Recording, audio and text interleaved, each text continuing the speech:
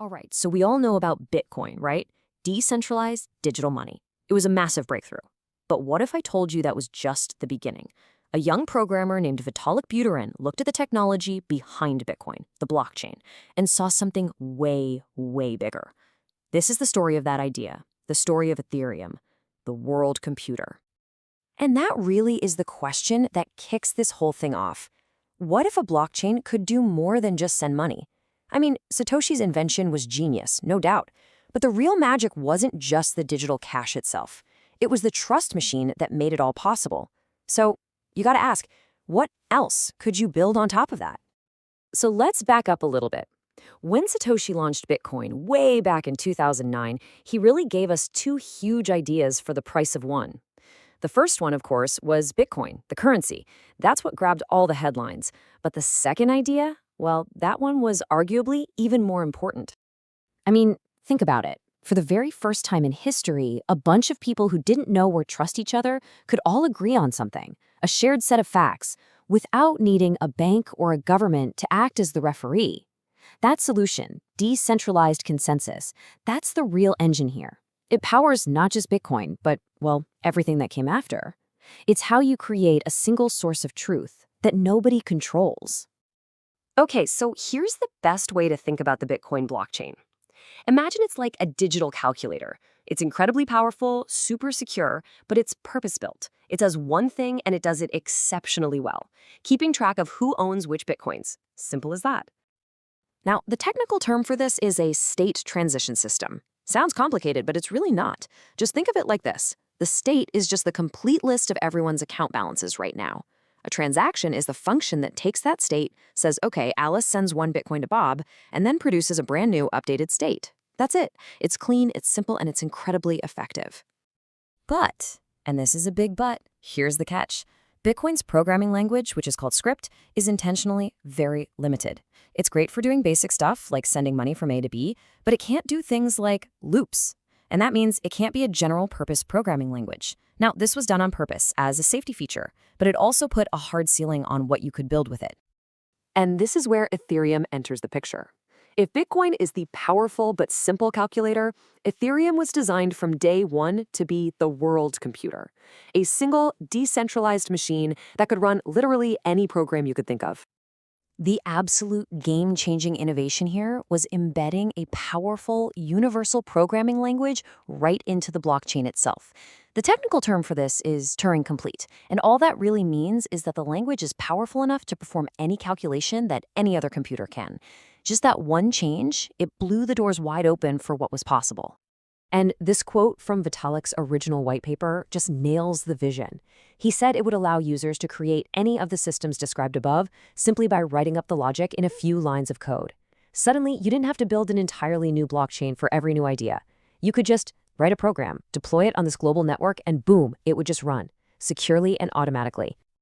So this new superpower, this programmability, it gave birth to Ethereum's killer app, the smart contract. And trust me, this is where things get really, really interesting. Now, don't get tripped up by the name. A smart contract isn't a legal document you sign. The white paper calls it an autonomous agent, which is a much better way to think about it. Imagine a robot vending machine that lives on the internet. It holds digital stuff like money or tokens, and it will only release them when its pre-programmed rules are met.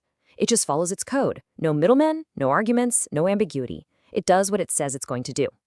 So here's the play-by-play. First, a developer writes the rules of some agreement directly into code. Then, they deploy that code, the contract, onto the Ethereum blockchain, where it gets its own unique address. From that point on, the contract can hold assets, kind of like a digital escrow service. And finally, when the conditions laid out in the code are met, maybe a deadline is reached or it receives a certain piece of information, the contract just executes automatically. No one has to press a button. Okay, so to make all this work, Ethereum has 2 different kinds of accounts. You've got your externally owned accounts, or EOAs. That's what you and I have. They're controlled by our private keys. But then you have contract accounts, and these are different because they're controlled by their own code. A contract can't just wake up and do something on its own. It only activates and runs its programming when it gets a message from someone, like us, an EOA, or even from another contract. Now, you might be thinking, giving everyone access to a world computer sounds cool, but it also sounds like it could create a huge problem, right?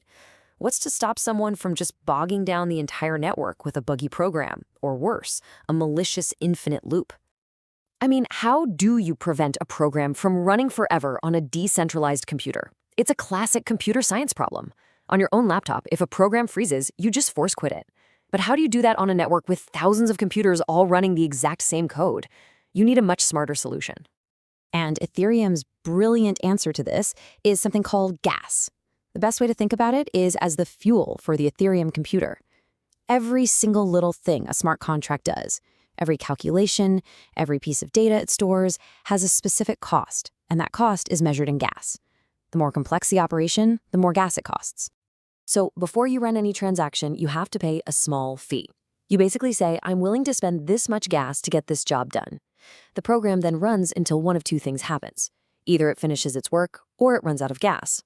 It's a really clever system that stops programs from running out of control and also pays the people running the network for their computational work. So once you have a programmable blockchain and you've got the fuel to run it, the possibilities just explode. We're talking way beyond just currency and contracts now. Ethereum really became a foundational layer for a whole new generation of what we call decentralized applications, or dApps. And what can you actually build with this stuff? Well, pretty much anything you can imagine. You can create your own custom currencies or tokens. You can build complex financial tools. You can create entire organizations that are run by code instead of by people. Those are called DAOs. Identity systems, decentralized file storage, on-chain voting, prediction markets. The list just goes on. And every single one of these can be built as a smart contract on Ethereum. And this is the most important thing to take away from all of this. Ethereum isn't just an upgrade to money. It's not just a better Bitcoin. It's a fundamental paradigm shift. It's a flexible, open platform, a foundational layer for a brand new kind of internet, a decentralized internet. Which, of course, leaves us with this final, really exciting question. If you had access to a computer that nobody owned and nobody could shut down, what would you build? The potential is still just beginning to be explored, and honestly, that's what makes this whole space so incredibly compelling. Thanks for tuning in.